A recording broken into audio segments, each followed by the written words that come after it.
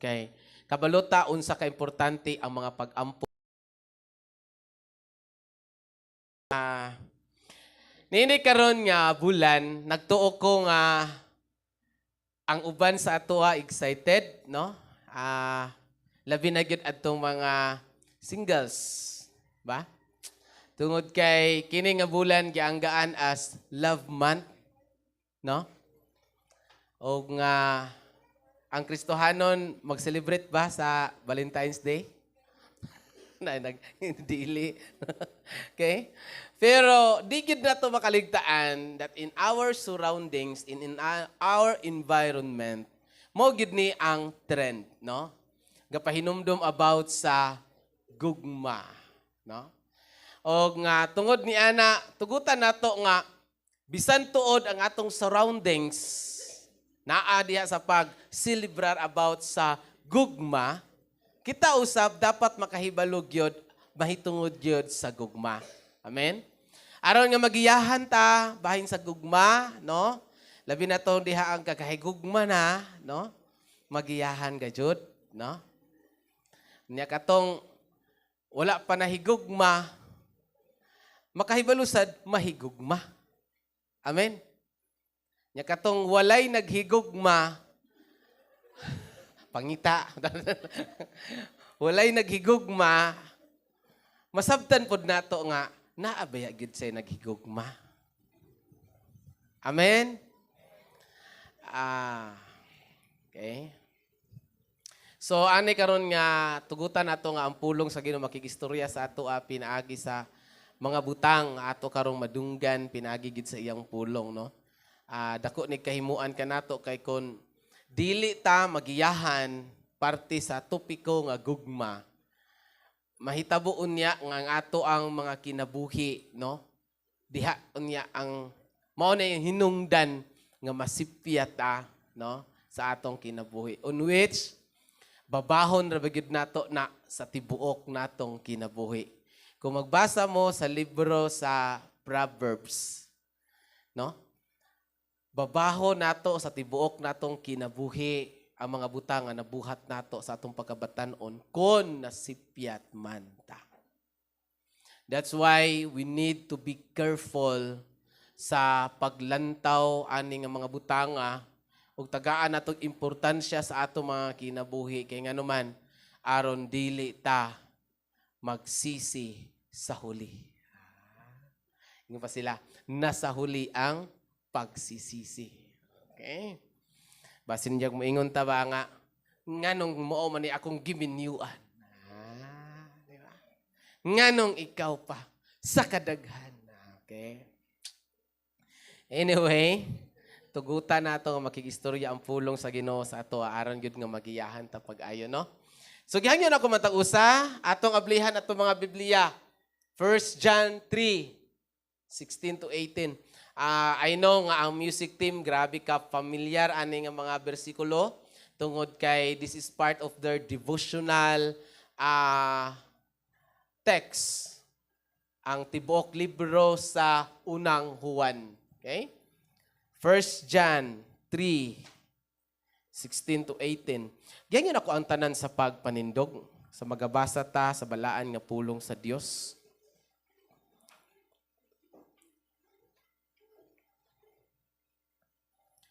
Gihatag ni Kristo ang iyang kinabuhi alang kanato. Pinaagi niini atong maila ang tinuod nga gugma. Busa, angay usab kita nga maghalad sa atong kinabuhi alang sa atong isig katawo. Unsaon man pag-ingon sa usa ka dato nga nahigugma siya sa Dios. Kung nagdumili siya pagtabang sa iyang isig katawo nga anaa sa kawadon. Mga anak, ipakita ta ang matuod nga paghigugma, pinaagi sa mga maayong buhat, dili sa mga pulong lamang. Amahan na mga langit nun, padayon mi Ginoo sa pagdulungan ha kanimo, nga maghatag ka namo Ginoo gyud dugang kaalam kahibalo. Himuha Ginoo nga makita namo ang kanindot sa imong pulong karon para sa mga kinabuhi aron magiya kini kanamo Ginoo sa among mga alagianan. Makigistorya ka kanamo karon Ginoo. Kini diha lamang sa gamahanan nga lang na Jesus. Amen. Makapanglingkod. So kini siya nga bersikulo gisulat sa pinakasuod ni Ginoong Kristo nga disipulo mao si Juan nga hinigugma ni Jesus. Juan, or John the Beloved. Okay? Og nga niini nga bersikulo naatay ma-discover about sa gugma, no? Pero before that, gusto nako nga magiyahan ta karon sa mga pamaagi unsaon nato paghanay ang mga bersikulo nga buot natong tagaan og pagtagad para nga ato siyang masabtan pag-ayo. Especially buot natong mahanay pag-ayo ang bersikulo nga mahimo nato siya nga outline sa ato ang sermon. Okay? Gikuha nako ang translation sa ESV.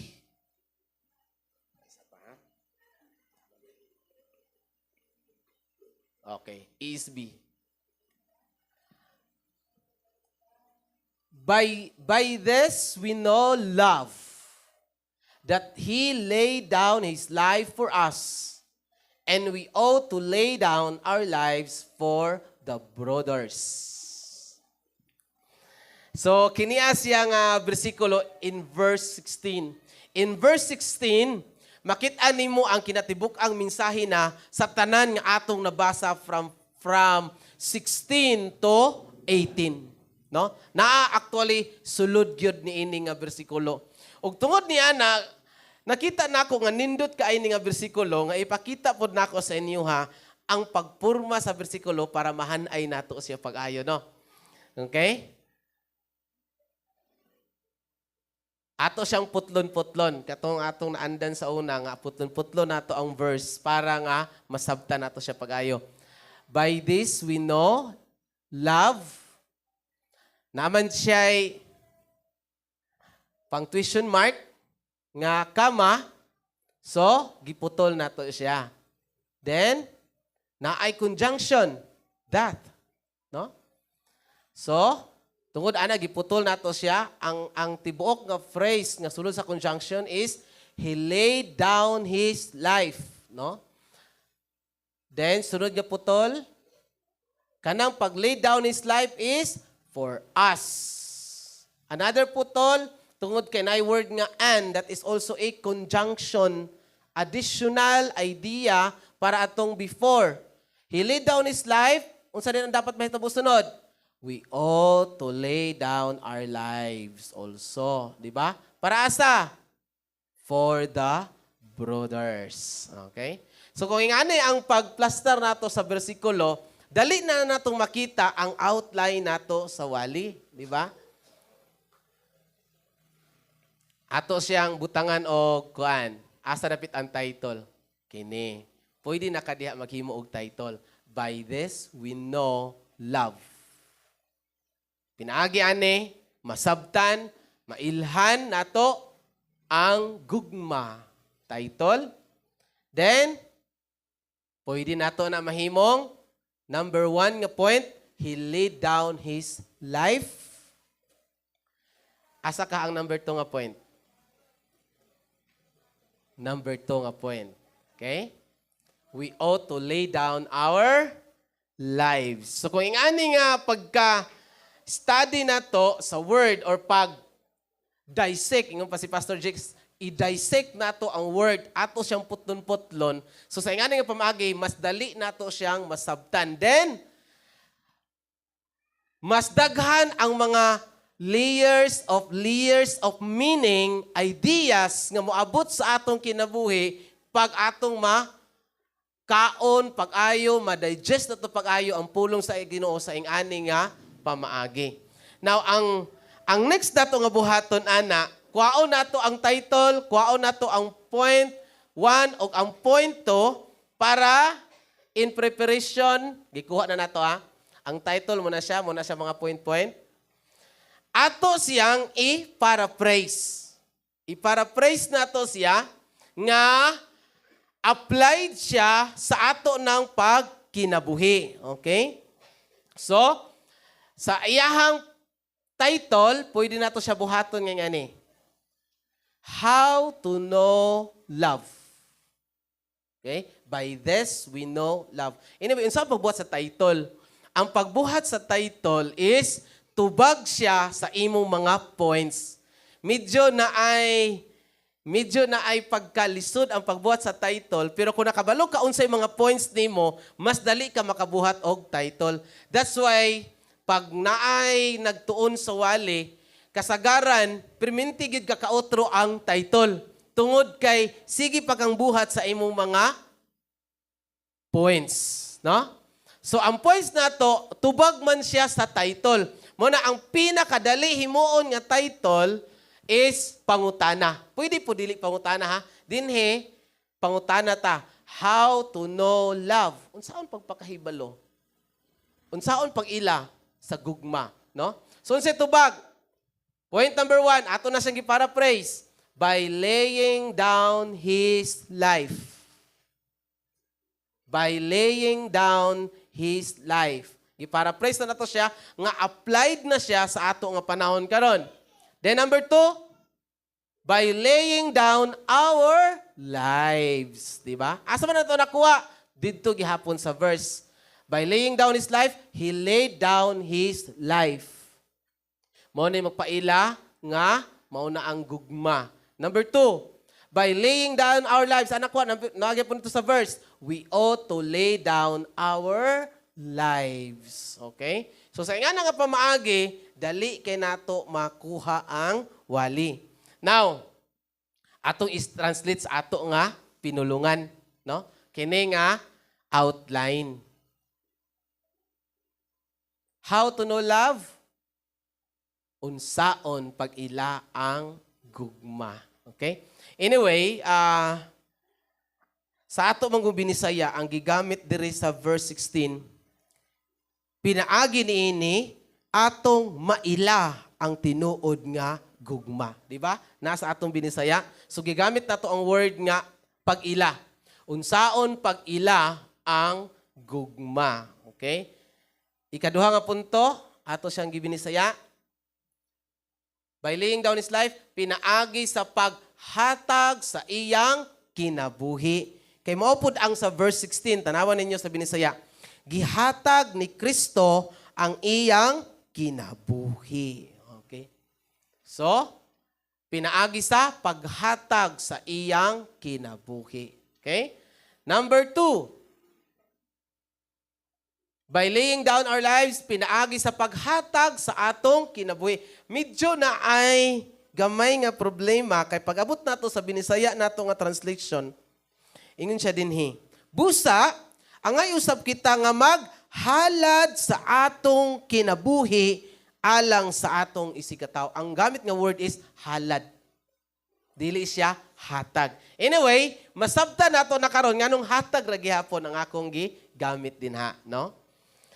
So kung yan ang construction nato sa paghimo nato sa kanang gitawag nato skeleton outline sa wali, diha palang daan kabalo na kaunsay dagan sa imong mensahe, no? Pinaagi sa pulong sa Ginoo. Driven gyud siya sa word gyud sa Ginoo. Di ba? So kung yan nasabtan na nato, di ba? Unsaon nato nga maila ang gugma? Kung sa man, pinaagi kini sa paghatag sa iyang kinabuhi. Kinsa ng iyang?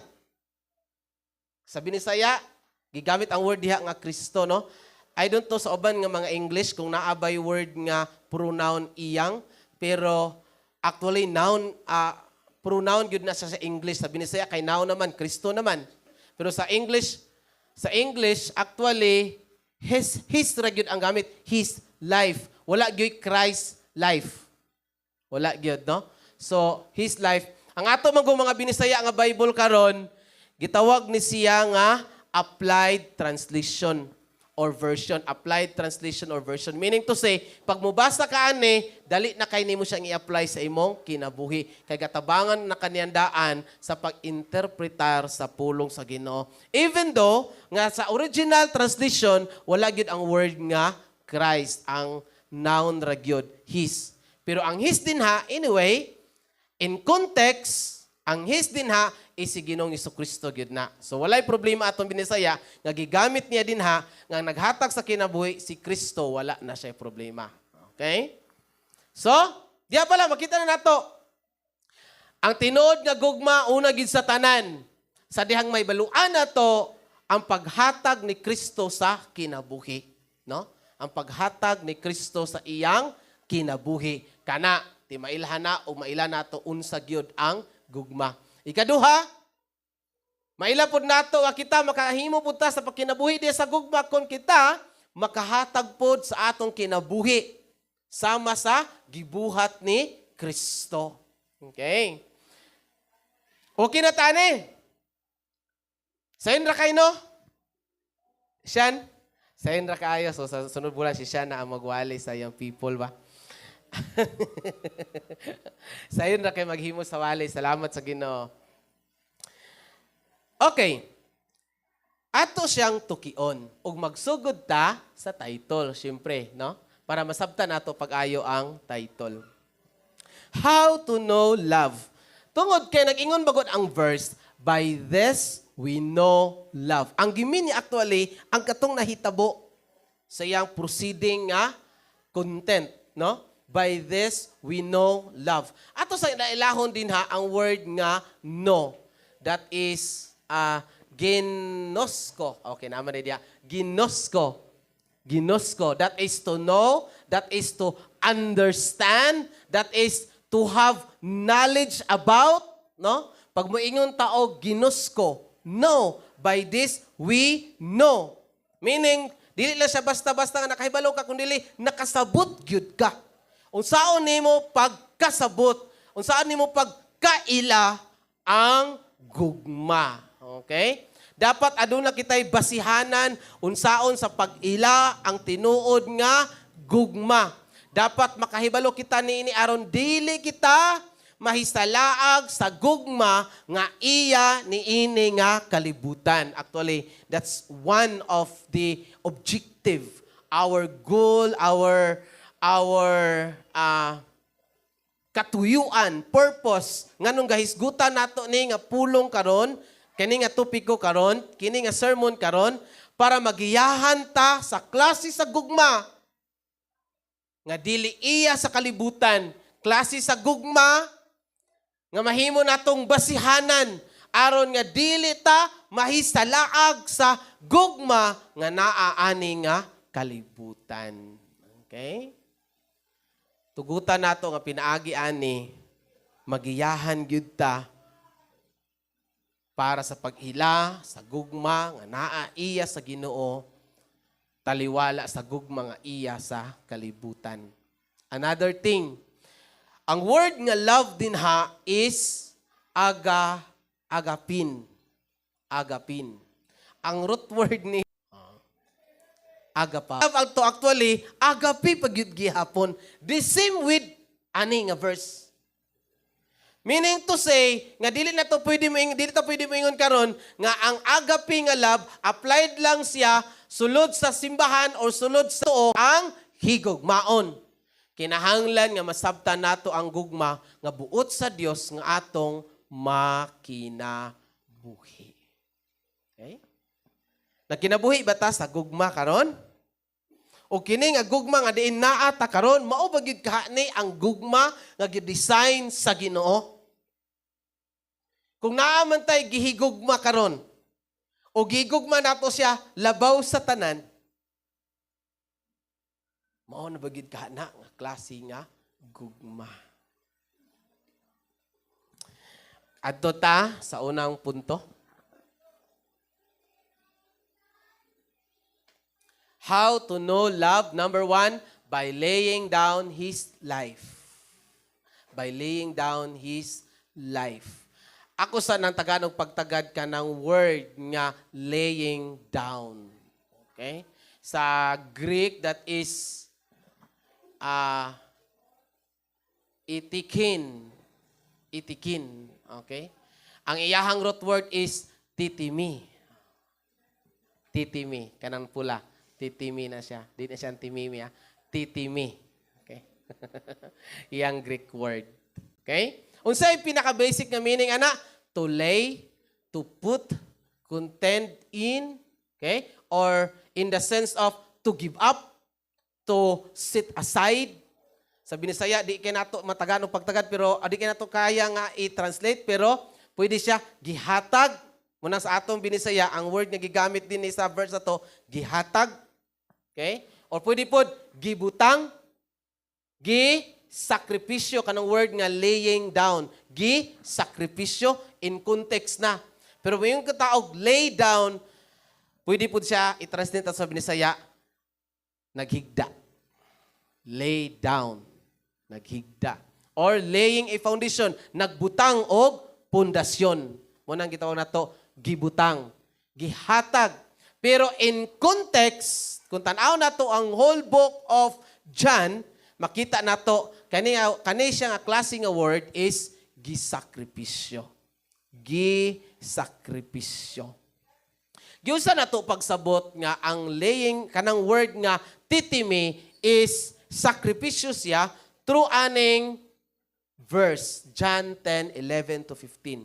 Kanang John 10:11 to 15 is the same word sa word nga laying down. Gihatag ang iyang kinabuhi. Laying down. John 10 verse 11. Tanawa. Ako ang maayong magbalantay sa mga karnero. Kisa nagsulti? Kisa nagsulti yan eh? Si Ginoong Jesucristo. Busa, miingon si Jesus pag-usap. Verse 7. Pag-abot din sa verse 11, mingon din siya. Ako ang maayong magbalantay sa mga karnero. Ang maayong magbalantay, andam sa pagpakamatay. Kanang word nga pagpakamatay din ha, sa Greek word, sa original is titimi. Laying down, set aside, set apart, no? Ang iyang kinabuhi. So meaning to say, in connection to the Lord Jesus Christ, pag maingon ang pulong sa Ginoo dito, nga gihatag niya ang iyang kinabuhi, buot pasabot, nagpakamatay siya. Nagsakripisyo siya. Okay? Ug mao nay paagi sa pagpakita sa tinuod nga gugma. Okay? Tatiwas ang pagbasa. Ang maayong magbalantay andam sa pagpakamatay alang sa mga karnero. Ang sinuhulan mudagan inikakita niya sa lubo nga nagpaingon na kanila kay dili man siya tinuod nga magbalantay ug dili usab siya tag-iya sa mga karnero. Busa tukbon sa lubo ang mga karnero og pati bulaagon. Ang sinuhulan mudagan og dili magtagad sa mga karnero tungod kay sinuhulan man lang siya. Ingon din sa verse 15 o 14. Ako mao ang maayong magbalantay sa mga karnero. Nakaila ako sa akong mga karnero ug ang akong mga karnero nakaila kanako sa mga amahan, nakaila kanako ug ako nakaila sa amahan. Tanawang last nga part. Ug ako andam sa pagpakamatay. That is also titimi. Okay? Ug ako andam sa pagpakamatay alang sa akong mga karnero. Nakukuha nato na nga idea para masabtan nato ang word nga gihatag ni Ginoong Hesus ang iyang kinabuhi para masabtan nato ang gugma kanaday ang word nga gihatag is naghisgot siya sa grabe nga sakripisyo sa iyang pagpakamatay ug ang iyang pagpakamatay nagpadayag na kana maoy tinuod nga gugma. Naghatag o nagsakripisyo, nagapasabot nga siya nagpakamatay alang kanato. Ba? Ang kamatayon ni Ginoong Jesucristo is a billboard sa gugma sa Dios. O ang pagpakamatay ni Ginoong Jesucristo, pagpaila kung unsa gyud ang tinuod nga gugma. Maila nato ang tinuod nga gugma kung masabtan nato nga si Ginoong Jesucristo nagpakamatay sa cross. Kung dili ta makahibalo, kung dili ta makaila sa gibuhat ni Kristo dito sa cross, sa iyang pagpakamatay dito sa cross, dili ta makahibalo unsa ang tinuod nga gugma. Tanawon nga nato, Balik ta sa ato ang kanang libro, 1 John 4:9 to 10. Unsay gibuhat ka ni Kristo para sa atong mga kinabuhi? Anang gitawag nga gihatag, gilay down niya ang iyang kinabuhi. 1 John 4:9 to 10. Gipadayag sa Dios ang iyang gugma kanato, pinaagi sa pagpadala sa iyang bugtong anak nganhi sa kalibutan. Gihatag iyang bugtong anak aron makabaton kita sa kinabuhing walay katapusan pinaagi kaniya. Ang matuod nga gugma mao kini. Dili kita mo'y unang nahigugma sa Dios, kundi siya mo'y unang nagigugma kanato. Gipadala niya ang iyang anak, tanawa na sad, nanapod ang anak. Aron pinaagi kaniya mapasaylo ang atong mga sala. Adunay duha ka aron din ha. Sa panahon nga gipakita sa Dios nga gihigugma ta niya, gihatag si Ginoong Jesucristo. O si Ginoong Jesucristo gihatag niya ang iyang kinabuhi aron. Unsa may tabo? Unsa ingon sa verse? Makabaton kita sa kinabuhing dayon. Ba? Gihatag niya ang kinabuhi, laying down his life, aron mapasaylo ang atong sala. Kung tanaw nimo ang content ana nga verse, ang gipadayag lang gid pag-ayo para makita nato nga mao ni ang gugma sa Dios para sa atong kinabuhi. So ang basis, basihanan nato bahin sa gugma, balik gyud ta kang Kristo. Balik ta sa gibuhat ni Kristo. O ang gibuhat ni Kristo, gihatag niya ang iyang kinabuhi. Ingon pa sa atong verse 16, chapter 3 sa 1 John. Gihatag niya ang iyang kinabuhi. O kana, mo'y usa sa basihanan aron mailhan nato, matino nato ug masabta nato unsa ang gugma. Nakahinomdom mo sa 'di ba 1 John 3:16 man ta karon? Nakadumdum sad mo sa verse nga John 3:16? Gamay ra lagi nagyango-yango, no? Unsa sulod dito sa John 3:16? Gugma gyapon ba? For God so loved the world that He gave His only begotten Son, whosoever believes in Him shall not perish but have everlasting life. Kung tanawon nimo ang tibok nga verse, mao ra gyud. Tungod kay gigugma ta pangayo sa Dios aron mapakita nga tinuod ang iyang pagigugma sa atoa, gihatag si Ginoong Jesus. O ang paghatag sa kinabuhi ni Ginoong Jesucristo, wala na naghisgot sa naghatag lang niya na imo. No. Ang word nga hatag diya is nagpasabot na siya, nagpakamatay siya. Gibuwis niya ang iyang kinabuhi. O kana, mo itimaan sa tinuod nga gugma.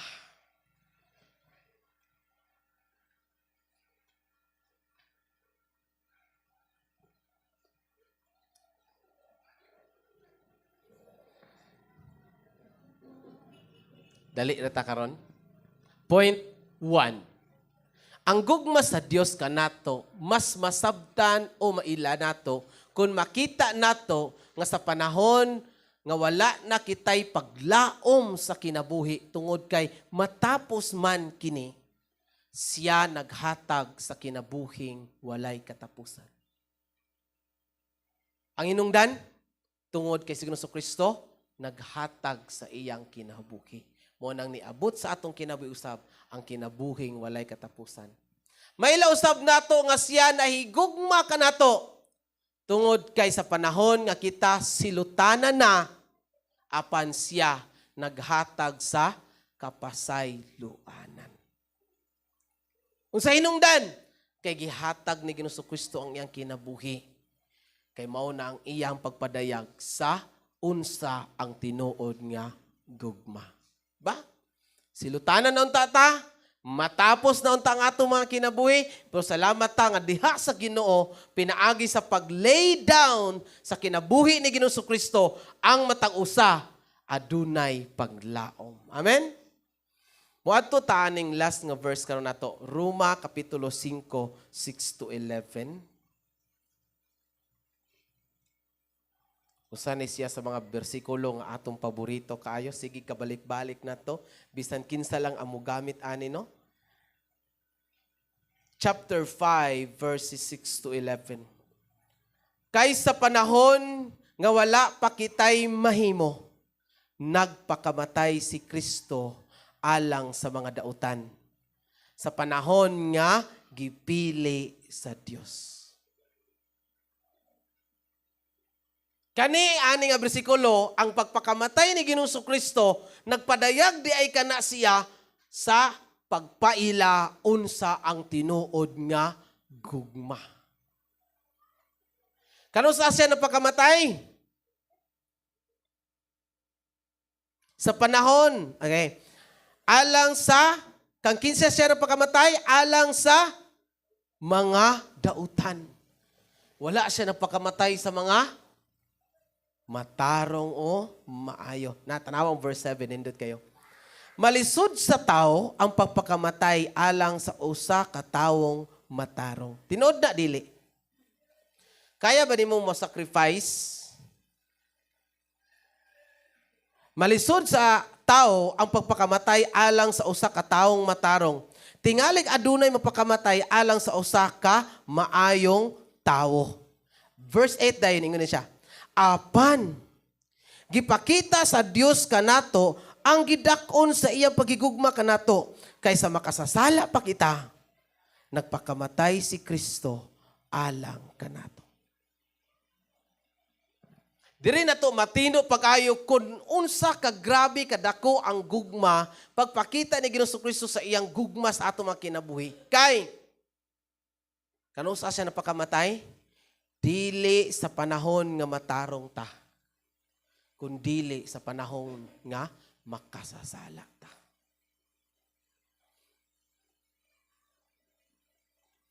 May lang, ingon pa ang verse, may lang mga matarong. Sipyat ang asawa, di gyud na tinuod nga gugma. Sama kang Ginoong Kristo. Kadiyang nakita niya nga masalay punta, wala ta niya biyai. But in order nga masabtan nato nga iya tang gigugma, bisan pag makasasala ta, iya tang kipakamatyan. And that is love. Mao na ang gugma. Verse 10. O karon nga gihimo na kitang matarong pinaagi sa iyang dugo, labi pagayod nga luwason kita niya gikan sa kasuko sa Dios. Kaniadtong mga kaaway pakita sa Dios, gipasiguli kita ngadto sa Dios pinaagi sa kamatayon sa iyang anak. O karon nga kita napasiguli na ngadto sa Dios, labi pagayod nga luwason kita niya pinaagi sa kinabuhi ni Kristo. Ang tanan gyud nga mga paglaom sa tao aron makabalik siya diya sa Ginoo, aron maluwas siya, aron makabaton siya og paglaom sa kinabuhing walay katapusan diha sa kaluwasan tungod ra gyud na sa gibuhat ni Kristo. Ug ang tanan nga gibuhat ni Kristo based sa atong foundational verse karon, 1 John 3:16. This is love, that He laid down His life for us. Para kanato. Gihatag yun niya ang iyang kinabuhi para kanato. O mauna siya ang pagpadayag sa tinuod nga gugma. Then note, tanaw na to. Sa dihang si Ginoong Kristo nagpadayag sa tinuod nga gugma, unsa gali ang iyahang giluwas sa ato?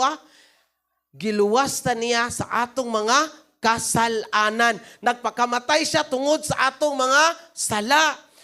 Nagpakamatay siya para mabayran ang atong mga kasalanan. Meaning to say, ang basihanan nato sa gugma nga mao si Ginoong Kristo, pag siya mo'y basihanan nato sa gugma.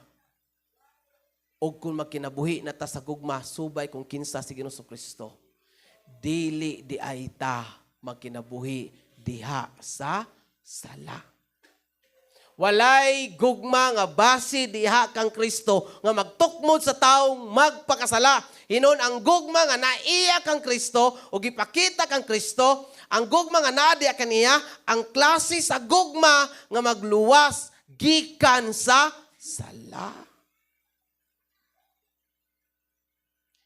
Kung naaman diri sa ato nagunahuna, kanang gitawag ni Bishop nga sa iyang counseling, gitawag nga yun siya, di ko mo sugot ha, nga naay cash advance. Karon manggod sa January, usa ni sa mga panahon nga, yung pa sila, daghan kayo ang mataw in the next 9 months, gikan sa January. Kaya naay kang kahitabo. Kung naaman tay planong mga nakdaan, bika sala.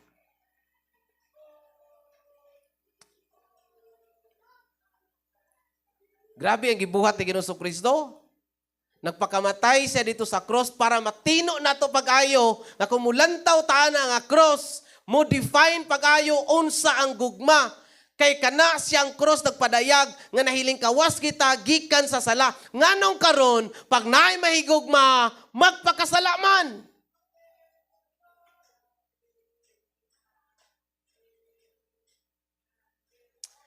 Mga young people, kaya nagunahuna mo nga nahigugma na mo. Unya tungod anang nga gugmag sukol mo sing ginikanan. No, that's not love. Dili na gugma. Biyay napin.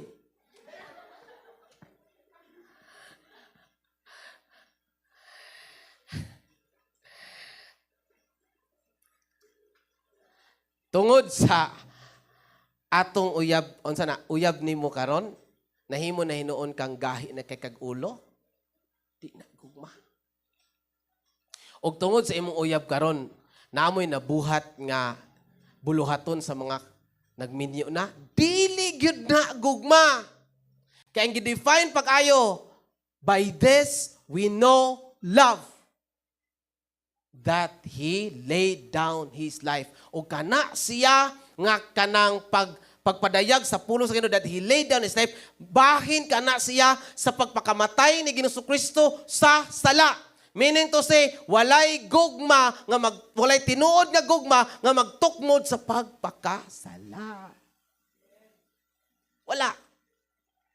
Hinuon ang klase sa gugma nga tinuod kadtong muluwas gikan sa sala. Because our final or our highest standard